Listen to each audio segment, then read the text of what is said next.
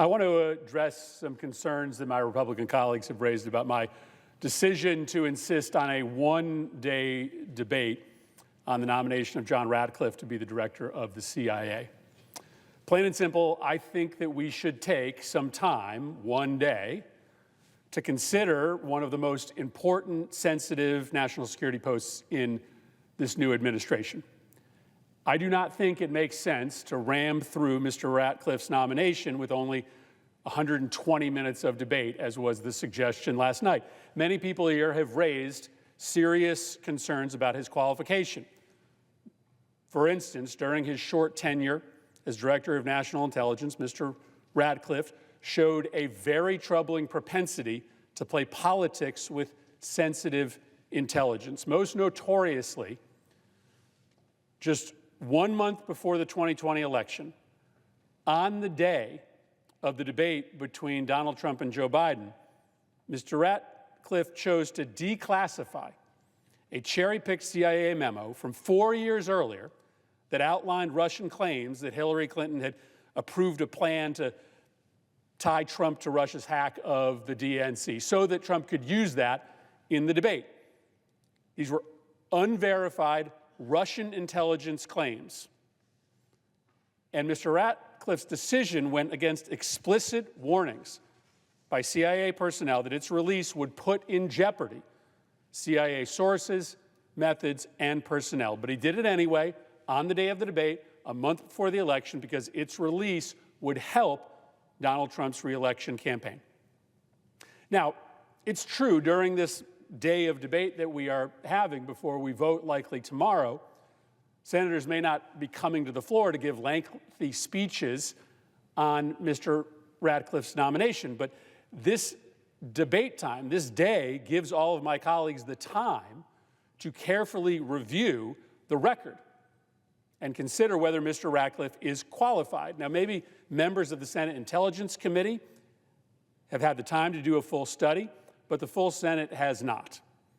So it's not too much to ask, given the very real concerns about this nominee's politicization of intelligence, for us to take a day, not a week, not 2 weeks, a day, for senators to take the time to consider the record.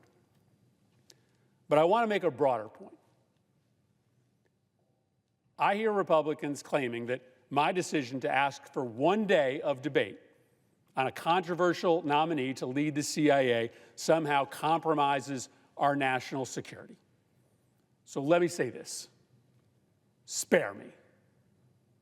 2 days ago, President Donald Trump pardoned 1,500 rioters, including the most violent rioters who stormed this building 4 years ago, brutally beat law enforcement over the head with poles, tried to crush the heads of Capitol Police officers, walked around here with zip ties, looking to do God knows what to any Democratic congressmen or senators they found. They assembled a gallows and a noose outside the Capitol to chants of "Hang Mike Pence."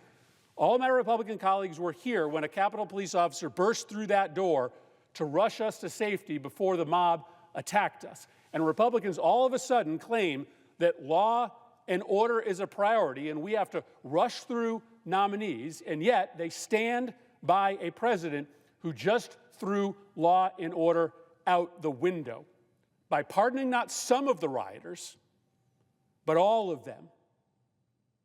Political violence in this country just became mainstream. It is now a fact of life in America. If you commit an act of horrific violence in the name of the President of the United States, that president will make sure that you get away with it. That is fundamentally un-American, and it makes this country less safe. Let me guarantee you, a one-day delay, a one-day debate on the confirmation of a CIA director does no damage to our nation's security compared to the decision to pardon every single January 6th rioter charged and convicted of crimes and let out of jail some of the most violent rioters. And just to hammer home the point, if you don't believe me, let me explain to you who Donald Trump let out of jail yesterday. This is David Dempsey.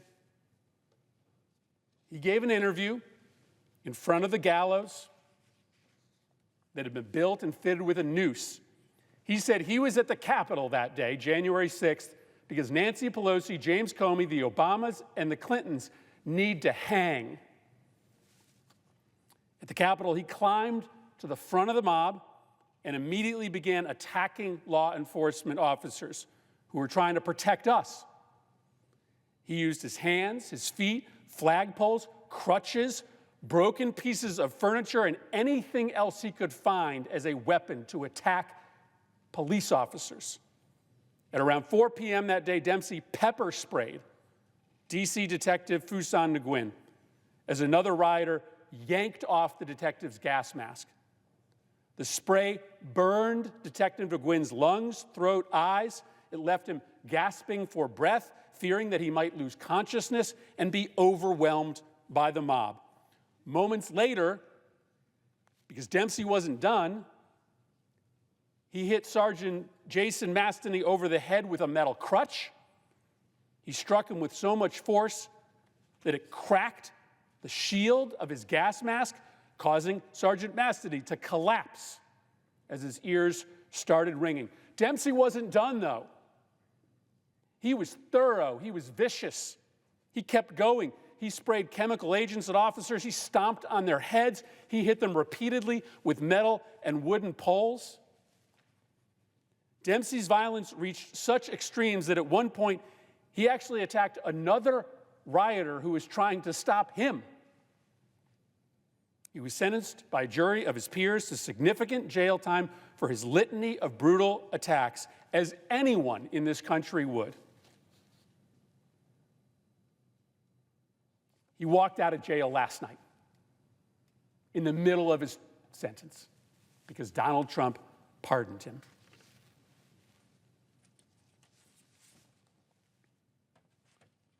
That's DJ Rodriguez. He didn't make any bones about what he was coming to the Capitol to do. The night before the insurrection, DJ Rodriguez posted on Telegram, "There will be blood. Welcome to the revolution." For weeks, he and members of his violent right-wing group had been organizing and planning what they were going to do. He encouraged members of the group to get a large knife, told them where they could buy bear spray. He said he highly recommended to wear goggles with breath holes, told them where they could get an axe handle. He was prepping for war. He began, rather innocently, just spraying a fire extinguisher at a line of officers. When that didn't work, he found a long wooden pole to attack the officers. He wasn't done. 37 minutes of repeated frantic attempts to breach the Capitol, and he finally got to the mouth of the tunnel in the lower West Terrace. He grabbed an officer by the neck, dragged him into the mob. He takes a taser and tases the officer in the head.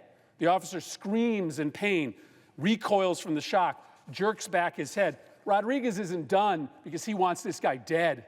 He strikes him again directly in the neck. The officer yells out, but it's over. The officer collapses, unconscious, and another officer has to drag his lifeless body away from the mob. The officer suffered a heart attack. His law enforcement career is over. Later that day, Rodriguez went to those gallows, took a picture, and posted, "No Democrats, unfortunately." After being convicted of beating a police officer by a jury of his peers, DJ Rodriguez was pardoned by Donald Trump. This is Thomas Webster. He traveled to D.C. ready for battle with a bulletproof vest. He carried a large metal flagpole with him to the riot at the Capitol. He led the charge against the police line. He spent 8 minutes elbowing his way through the crowd so that he could be at the front of the mob. He used that pole to repeatedly attack police officers. He slammed it so hard, the metal pole broke in half. So then he just charged directly at one officer, tackling him to the ground. He grabbed the officer by the helmet, dragged him and pinned him to the ground.